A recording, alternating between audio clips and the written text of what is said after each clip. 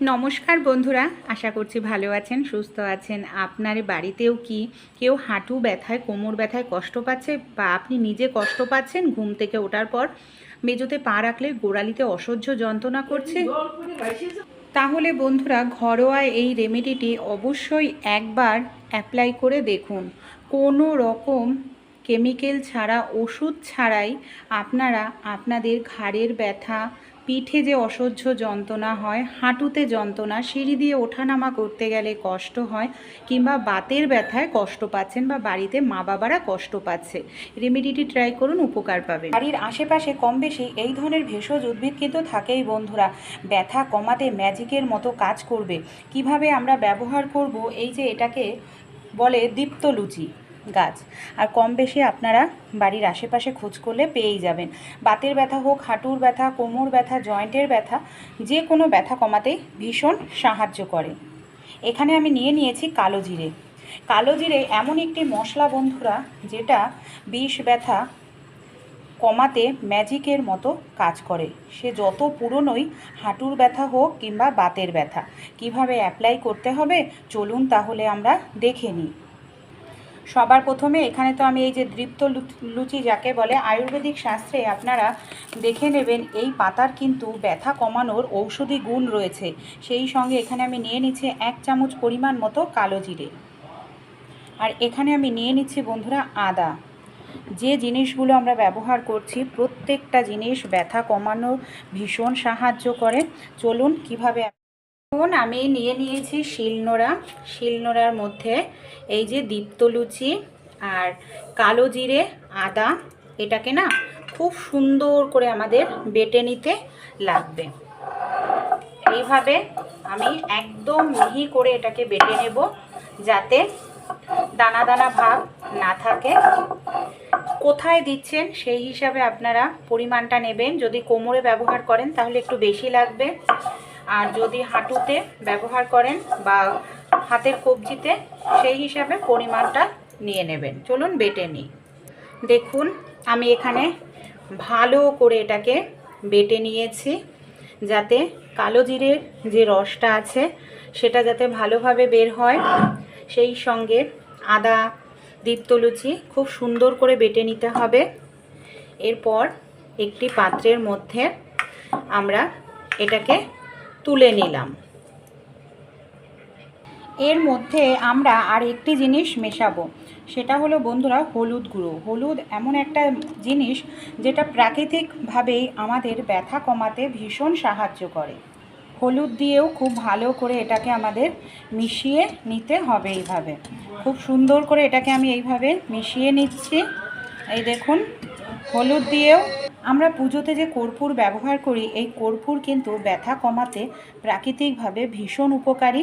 আমি এখানে বেশ কিছুটা কর্পূর দিয়ে দিলাম বন্ধুরা। এইভাবে হাতের সাহায্যে গুঁড়ো করে কর্পূরটা নিয়েও দেখুন খুব সুন্দর করে আমি এটাকে মিশিয়ে নিলাম। এই দেখুন, এবার এটাকে কিন্তু ডাইরেক্ট এইভাবে আমাদের ব্যবহার করা যাবে না। কিভাবে ব্যবহার করব চলুন দেখে নিই। গ্যাসটা অন করে নিয়েছি একদম লো ফ্লেমে। এবার এই পাত্রটাকে বসিয়ে দেব আর কন্টিনিউ নাড়াচাড়া করব। এটাকে ভালো করে ফুটিয়ে নেব। এইভাবে নাড়াচাড়া করতে হবে যাতে পুড়ে না যায়, সেটা খেয়াল রাখতে হবে আমাদের। আর এইভাবে 1 থেকে 2 মিনিট কন্টিনিউ নাড়াচাড়া করব। ভালো করে দেখুন ফুটতে শুরু করেছে। এটা একটু যেরকম নরম নরম থাকবে তখনই আমরা গ্যাসটাকে বন্ধ করে দেব। এটা আমাদের পুরোপুরি রেডি হয়ে গেছে। এখন যেহেতু প্রচণ্ড গরম, এতটা গরম ব্যবহার করা যাবে না, হালকা একটু ঠান্ডা করে নেব। মানে যতটা গরম সহ্য করতে পারি ঠিক ততটা গরম। তরকারি তৈরি করার জন্য এখানে আমি একটি পাত্র বসিয়ে দিয়েছি গ্যাসের ওপর, আর গ্যাসের ফ্লেমটাকে একদম লো করে নিয়েছি। লো ফ্লেমেই কিন্তু তৈরি করতে হবে।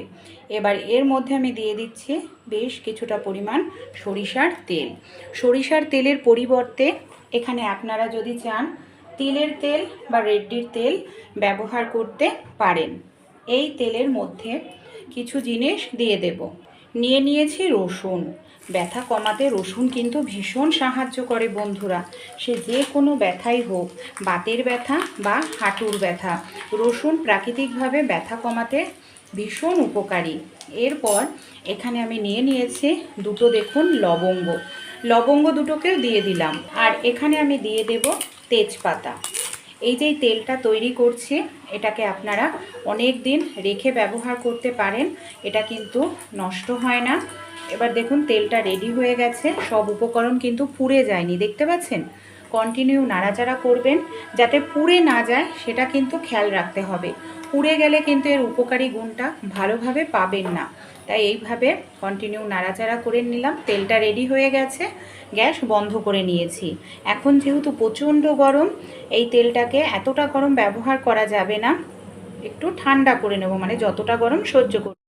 হাঁটু ব্যথা, কোমর ব্যথায় আমরা অনেকেই ভীষণ কষ্ট পেয়ে থাকি। ব্যথা কমানোর জন্য অনেক দামি দামি পেনকিলার ওষুধও খাই। কিছুদিন হয়তো ব্যথা কম থাকে, তারপরে দেখা যায় ব্যথা যেইকে সেই।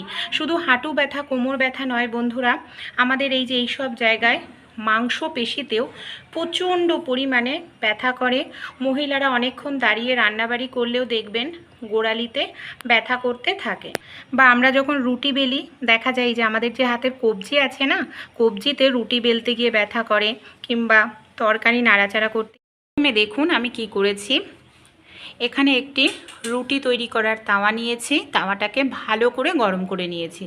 একবার গরম করলে মিনিমাম 10-15 মিনিট গরম থাকবে, ভালো করে গরম করবেন। আর একটা পাত্রের মধ্যে নিয়েছি ফ্রিজের একেবারে ঠান্ডা জল। কি করতে হবে চলুন তাহলে দেখে নিই। আমাদের যেখানেই ব্যথা, হাঁটুতে হোক কিংবা কোমরে, যেখানেই ব্যথা হোক, কিংবা এই যে অনেক সময় এই জায়গাটায় ব্যথা হয় গোড়ালিতে বা মাংসপেশিতে, কোনো কাপড় আপনারা নিয়ে নিন। সবার প্রথমে এইভাবে রুটি তৈরি করার তাওয়ার মধ্যে কাপড়টাকে দিয়ে ভালো করে গরম করে নিন। যেখানে ব্যথা, হাঁটুতে বা কোমরে, গরম সেক দিতে হবে। এইভাবে 10 থেকে 15 মিনিট মতো গরম সেক দেবেন। প্রথমে দেখুন আমি এইভাবে প্রথমে গরম সেক দিয়ে নিচ্ছি। গরম সেক দেওয়া হয়ে গেলে তারপর আবারও 10 মিনিট মতো নিয়ে নেব ফ্রিজের একেবারে ঠান্ডা জল। এবার আমাদের ঠান্ডা সেক দিতে হবে, একবার গরম সেক, একবার ঠান্ডা সেক। এইভাবে ব্যথার জায়গায় সেক করলে কিন্তু আরাম পাওয়া যায়, ব্যথা তাড়াতাড়ি কমে যায়। এবার আমরা যে তেলটা গরম করে নিলাম, তেলটা যতটা গরম আপনারা সহ্য করতে পারেন, ঠিক ততটা গরম অবস্থাতেই যেখানে ব্যথা আপনাদের, খুব ভালো করে এইভাবে তেলটা দিয়ে মালিশ করুন। ব্যথার জায়গায় খুব সুন্দর করে মালিশ করতে হবে। এই মালিশটাও কিন্তু 10-15 মিনিট করতে হবে। মালিশ করলে রক্ত চলাচলটা ভালো হয়, নার্ভ সচল থাকে, তাহলেও দেখবেন ব্যথা কমতে সাহায্য করে। এইভাবে খুব সুন্দর করে আপনারা মালিশ করুন। যদি এই মাংসপেশিতে ব্যথা হয়, এই তেলটা দিয়ে এইভাবে মালিশ করবেন। অনেক সময় দাঁড়িয়ে রান্নাবাড়ি করলে বা অনেকটা সময় দাঁড়িয়ে থাকলে দেখবেন গোড়ালি ব্যথা হয়।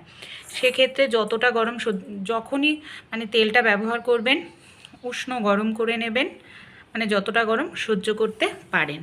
এইভাবে মালিশ করার পর এই যে আমরা মিশ্রণটা তৈরি করেছি, এটাকেও কিন্তু গরম অবস্থাতেই ব্যবহার করব। এই রকম মোটা করে একটি লেয়ার আমাদের নিয়ে নিতে হবে। এই রকম মোটা করে একটি লেয়ার ব্যথার জায়গায় লাগিয়ে দিন। ব্যথা দেখবেন টেনে বের করতে সাহায্য করবে, কারণ যে জিনিস দেওয়া হয়েছে প্রত্যেকটা জিনিস ব্যথা কমাতে সাহায্য করে। আর এটা কিন্তু ঠান্ডা নয়, তেলটা আপনারা তৈরি করে রাখতে পারেন অনেক দিন, কিন্তু এই যে মিশ্রণটা তৈরি করেছি, এটা কিন্তু তৈরি করে রেখে দেওয়া যাবে না। যখন আপনারা ব্যবহার করবেন, এটা তৈরি করে ব্যবহার করতে হবে। খুব ভালো করে এই জায়গাটা লাগিয়ে নিন। আর এটাকে আপনারা দুবার ব্যবহার করবেন, 2-3 বার ব্যবহার করবেন। কোনো কাপড় দিয়ে জায়গাটাকে খুব ভালো করে এইভাবে বেঁধে রাখুন, যাতে গরম থাকে। আধ ঘন্টা থেকে 1 ঘন্টার জন্য এইভাবেই বেঁধে রেখে দেবেন। এখানে আমি আধ ঘন্টা পর ফিরে এসেছি। এবার আমি তুলে নিচ্ছি। প্রথম দিন ব্যবহার করলেই দেখবেন কতটা সুন্দর আরাম আপনারা পেয়ে যাচ্ছেন। কোনো রকম এখানে কেমিক্যালযুক্ত জিনিস ব্যবহার করতে হবে না, ব্যথার ওষুধ খেতে হবে না। এই ঘরোয়া টোটকা তো অ্যাপ্লাই করবেনই, তারপর একটু মালিশ করে নেব। আর সেই সঙ্গে ক্যালসিয়ামযুক্ত খাবার খাবেন। সূর্যের আলোতে থাকার চেষ্টা করুন। সূর্যের আলো ভিটামিন ডি এর উৎস, যাতে আমাদের হাড় ক্ষয় রোধ করে। ক্যালসিয়ামের ঘাটতি হয়, যেই সব খাবার খেলে ক্যালসিয়াম বাড়ে সেই সব খাবার খান আর এই ঘরোয়া টোটকা অ্যাপ্লাই করুন, ব্যথার থেকে আরাম।